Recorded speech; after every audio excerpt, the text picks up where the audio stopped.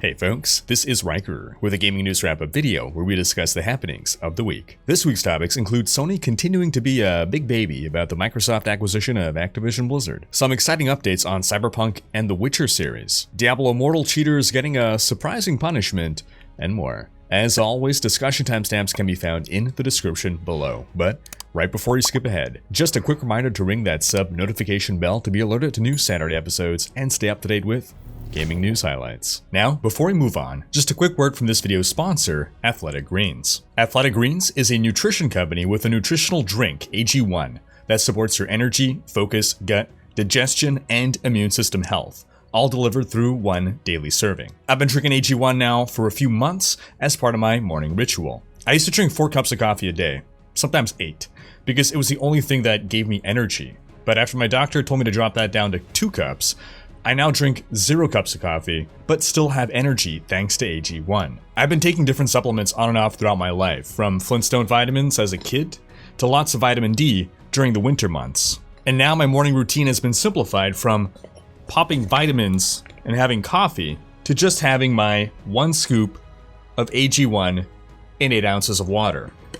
The taste even reminds me of those Flintstone vitamins I took as a kid. AG1 is more than a greens powder though. It contains 75 different ingredients, vitamins, minerals, superfoods, probiotics, and adaptogens. It's for anyone who's looking to get a little healthier. So go to athleticgreens.com/Riker to get started on your order. Athletic Greens is going to give my community a free 1-year supply of immune-supporting vitamin D plus K2 and 5 free travel bags with your first purchase. In our first story, in an update to the Sony versus Microsoft kerfuffle, in which Sony is trying to stop Microsoft's acquisition of Activision Blizzard on non-compete reasons. Well, Xbox boss Phil Spencer has stated that Call of Duty will become part of Xbox Game Pass, meaning those who pay for the monthly Game Pass fee will get access to Call of Duty for free, but also that Call of Duty will launch on PlayStation on the same day as on Xbox, so Sony doesn't have to worry about any anti-competitive practices, giving Xbox the edge in the console war. Further, Microsoft has promised to keep Call of Duty on PlayStation for 3 years beyond the current agreement between Activision and Sony. As per industry insider Jason Schreier, the current deal covers the next 3 Call of Duty games. At a release of about 1 Call of Duty per year, that means about 5 to 6 years. But the CEO of PlayStation, Jim Ryan, doesn't like the offer. He said, quote, "After almost 20 years of Call of Duty on PlayStation, their proposal was inadequate on many levels and failed to take account of the impact on our gamers. We want to guarantee PlayStation gamers continue to have the highest quality Call of Duty experience, and Microsoft's proposal undermines this principle." Now, I really don't know what more Jim Ryan wants here. The gaming landscape changes so rapidly. And sure, Call of Duty happens to have been one of the mainstays over the past 20 years, and PlayStation and Xbox happen to also become mainstays, but you can't expect Microsoft to promise another decade or more to Sony. And promising 5 to 6 years doesn't mean they'll definitely stop releasing on PlayStation after 5 or 6 years. The deal could very well be renewed beyond that. And overall, this is just really rich coming from a company that probably would not hesitate to buy Call of Duty's exclusivity if given the opportunity, given all the exclusives they gobble up. In other news, Valve insists that it has a lot of games in development. In an interview with Famitsu, Valve product designer Greg Coomer said, quote, "We're not stopping making games at all. Valve has a lot of games in development. We will continue to release games. Game development is very important to Valve. I don't know the exact numbers, but the percentage of employees involved in game development is high. A lot of people are involved." I don't know why, but this comes off to me like game development. Yeah. We totally have games in development. Tons of games. So many games. Just lots of people making games, good ones, good games. What kind of, just the really great games. The best kind of games we're working on. I think the real question we need to ask Valve isn't whether they have games in development, but rather, are they planning to release any games anytime soon? Many people feel that ever since the explosion of Steam, Valve's focus has shifted away from making games. From 1998 to 2010, a period of 12 years, Valve released 21 games. In the 12 years since then, they've released 8.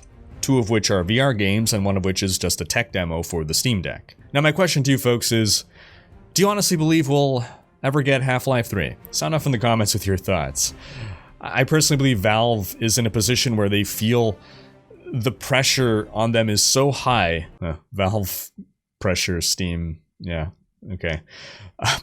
The pressure is so high that they feel obligated to release only the highest quality of product, and so they're probably canceling so many projects. And the longer they wait, the more that pressure builds up. As long as they never release Half-Life 3, Half-Life is still ending on a high. Half-Life, it's Schrodinger's Half-Life, where Half-Life 3 can still be an absolute genius, amazing product, as long as it never releases. But once it releases, then it could be garbage, and there goes the entire reputation. Portal 3 as well, for that matter. That's the one I'm actually personally, I don't know if it's a sin to say this, more looking forward to. Then, in a quick update on Hogwarts Legacy, it is now officially confirmed that Quidditch will not be playable in the game. Sad. There will, however, still be broom flight as well as broom race challenges. In some quick Monkey Island news, Ars Technica got to check out the final build of the game, and they're very positive about it. This is great to hear after the backlash the game received, mostly about its art direction, when we last saw the game. Ars Technica writer Sam Makovich says the game embraces the series' classic sense of humor, and he found himself riveted. So hopefully those who take issue with the art direction can move past it, as it seems the underlying game has a lot of promise. In some Fable news, the head of Microsoft Studios, Matt Booty, wants to show off the new Fable game in development, but the devs, Playground Games, don't want to do so until they feel it's properly ready. At PAX West, Booty said, quote, "Part of my job is giving air cover to the team. They don't want to show stuff early because it's ready to go, but if there's one game where that's kind of flipped around, where every time I see something I say, we should show this, it's Fable, because there's a lot of cool stuff." He added with a laugh, quote, "The team has made it very clear that I am not going to be able to show anything until it's ready." The new Fable was first officially announced in summer 2020, and we still have no indication of a release date. Playground Games is known as a developer of the Forza series of racing games, so it's a bit weird for them to be put on this Fable reboot, and Booty spoke to that fact. He said that the team is bringing the same, quote, craft and dedication that they brought to Forza Horizon, while admitting that it's, quote, a bit of a head-scratcher that the Forza devs are making a Fable game, but that the team has, quote, proven that they get it. Let's hope that's true. Meanwhile, Playground Games typically has relatively short time frames between showing off a game and releasing it, generally within the same year. So they're serious when they say they show off a game when it's ready. In some Cyberpunk 2077 news, we got this week the official teaser trailer for Phantom Liberty, a spy thriller expansion for the game set in an all-new district of Night City. It'll release in 2023, but only on PC, PS5, and Xbox Series XS. It will not come to older gen consoles. This is also confirmed to be the only planned expansion for the game. The devs have also added transmog into the game, as of now, the base game, meaning you can change the appearance of your gear without changing the gear's stats. And in a future patch, they'll be overhauling police AI, car combat, and improving melee combat. Meanwhile, the game's production director has left the studio, after being there for 15 years. He started off at CD Projekt Red as a junior QA specialist in 2007 on The Witcher, and he began working on Cyberpunk in 2012 as a lead producer, then worked his way up to production director by the time the game released. His departure is not a sign of anything wrong with the game or the company. 15 years is a long tenure, and 10 years on one game is a long time. People are allowed to move on to other projects. What's important is that he stayed to see the game released, and he remained on the team throughout the initial controversy to keep the game on a good path. We'll see where he ends up next. Meanwhile, in some Witcher news, CD Projekt has confirmed that Witcher 3's new gen release is still on track for late 2022. This will be a free update if you already own the game on PC, Xbox One, or PS4. For the PC version, this will mean enhancements to the visuals, including the addition of ray tracing and DLSS. We also learned that the next Witcher game, which is currently in pre-production, will be the first of several in a new saga. Of the company's 730-person studio, the majority of them are working on the new expansion for Cyberpunk, while the second largest team in the studio is working on the next Witcher game. Which are you folks more excited about? The new Cyberpunk expansion or the eventual new Witcher saga? Sign up in the comments, and toss a coin to your Riker to know which one I'm most excited about. In some Diablo 2 Resurrected news, Following the new terror zones being added to the game on the test server, the team wants to further extend testing now to continue to iterate on this massive new feature. We also got word on Season 2. In a forum post, community director PezRadar said, "The team was spending the last week going through the survey information and community reports from PTR. There may be another iteration of PTR as the team wants to implement some items based off of the feedback that is still being determined. We're running up against some scheduling timelines and want to make sure we can get 2.5 out the door sooner rather than later and get Season 2 kicked off for ladder. Extending PTR to continue to test and iterate will of course hold those two dates back. We're going to see if we can fit something in the existing timeline for right now, but if we can't, we may use some of the buffer between patch 2.5 hitting and Season 2 starting to ensure we can get some additional game time from players on some of the Terror Zone items." Some top level items from the feedback. Players were noticing some zones were kind of not great for Terror Zones, so expect some to be moved out and some others to be moved in. Players found some of the Terror Zone content to be easy, but we also can determine what characters played on PTR who offered that specific feedback, and we noticed a lot of this came from Hammerden players.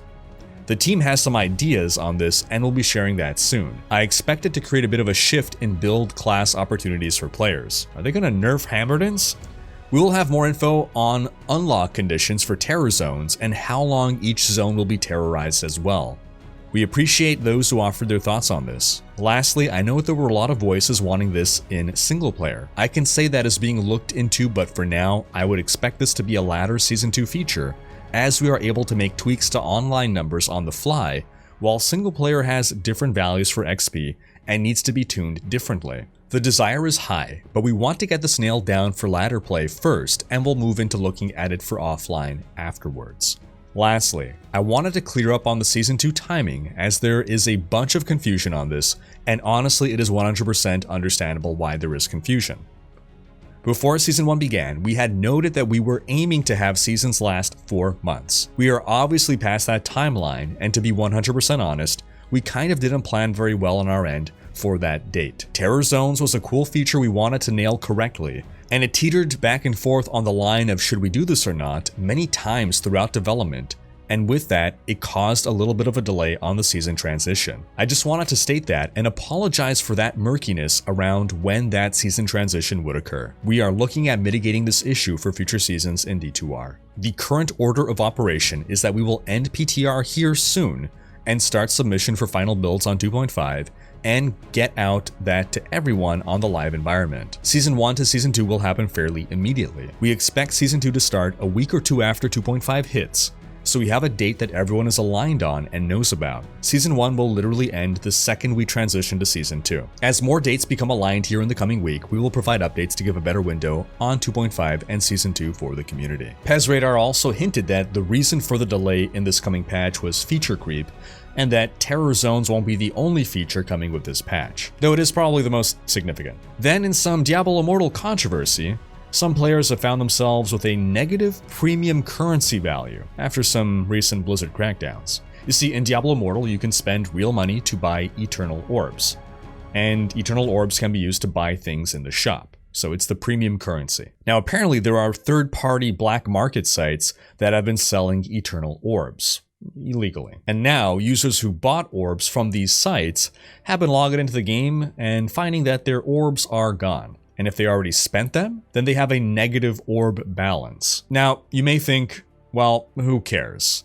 If they never buy orbs again, then they still come out winning, because they still got to spend their black market orbs. Well, the icing on the cake is that players with negative orb amounts have found themselves either outright banned or locked out of certain activities, like joining parties or grouping for dungeons. The way Immortal is structured, you're locked out of a lot of content and rewarding content if you can't do group activities. And the only way for players to fix their situation is to buy Eternal Orbs to bring their balance back up to 0 or a positive number.